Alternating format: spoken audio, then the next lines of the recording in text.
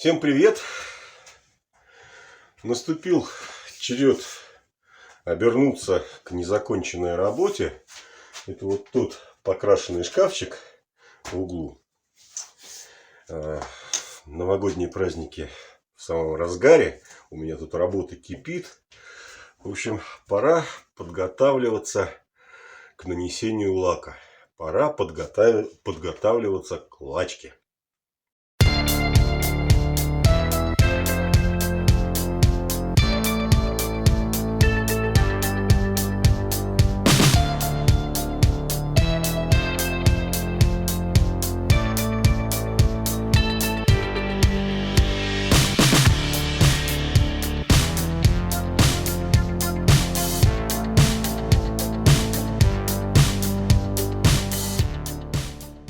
У меня накопилось довольно много изделий, на которые необходимо нанести лак. Несколько слоев с промежуточной шлифовкой.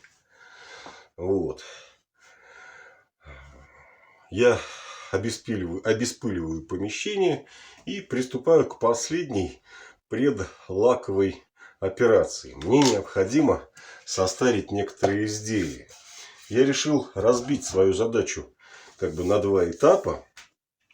Начать с мелких изделий, таких как входная полка, речки от фасада, жалюзи, несколько шкатулок, то есть их нужно потереть, подготовить, потом опять обеспылить помещение и потом приступать к лачке.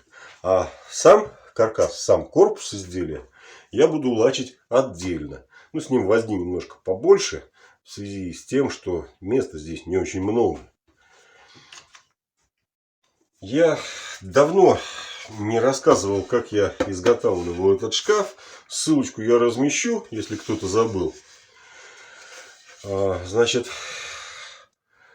после того, как столярная часть работы была закончена, я нанес грунтовочный слой, первый слой белого колерованного масла, недорогого. Да. Дождался, когда оно просохнет, а потом нанес еще один слой, но уже темного, практически черного. Если точнее, то черно-коричневого масла.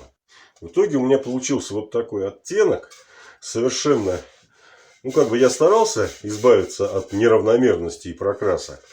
Вот. Но, в принципе, я знаком с этим эффектом, не впервые так делаю.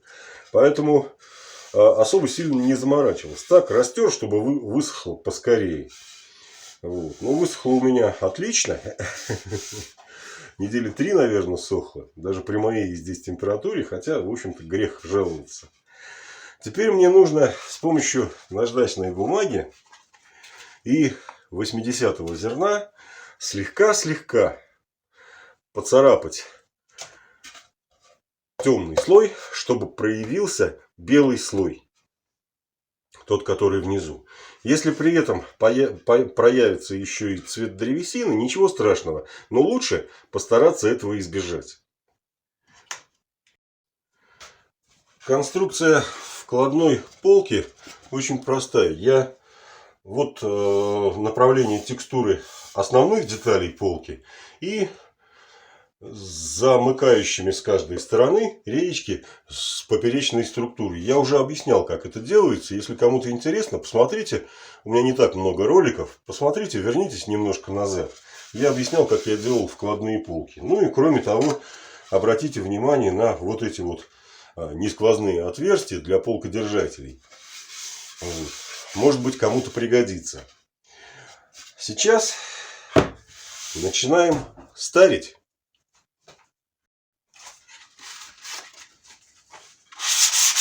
Особого фанатизма при нажатии не требуется.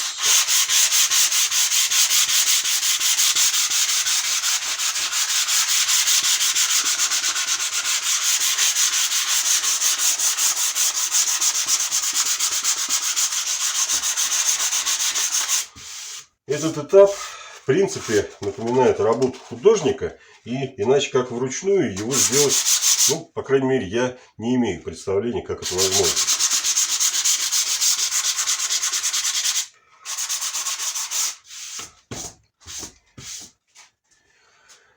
В этот момент, вот именно при выполнении этой операции, очень полезно, если вы в очках, снять очки и немножко видеть все это затуманено. Важно оценить, как это назвать. Я не знаю, наверное, есть термин специальный, да, чтобы общая тоновая нагрузка по цвету была равномерная. Ну, на глаз, естественно.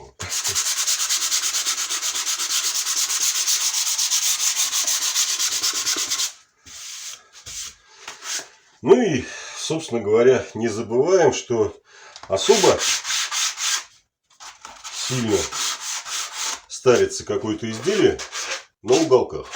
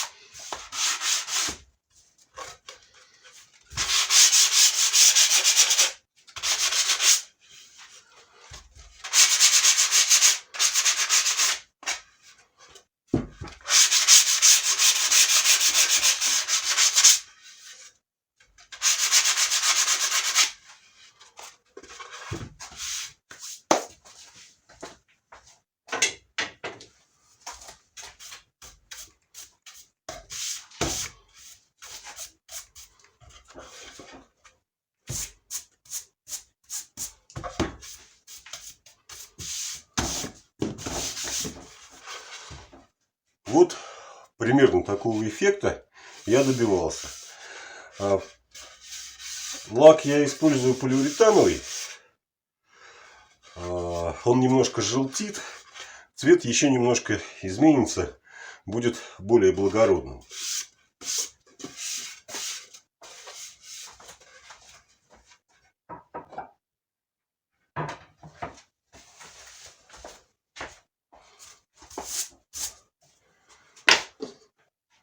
Ну и реечки фасада. Так, как же мне быть? Наверное, стоит это делать как-то пачками. Попробуем.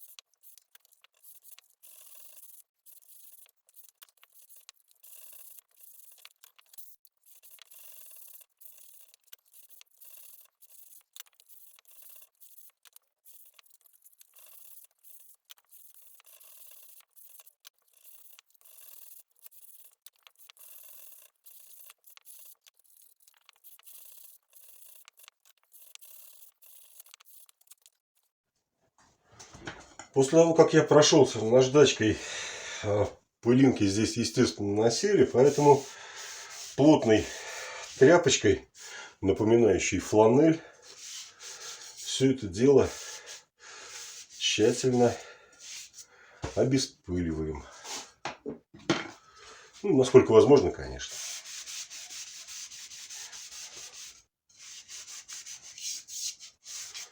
Под лак нам пылинки не нужны.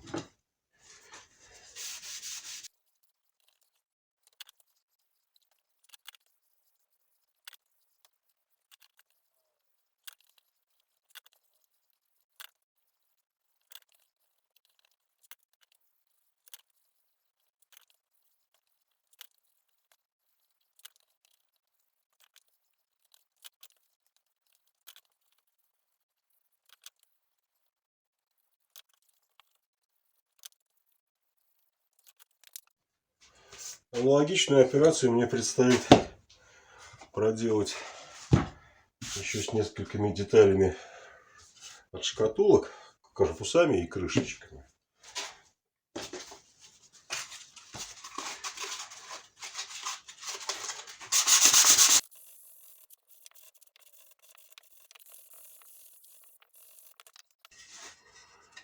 Было, стало.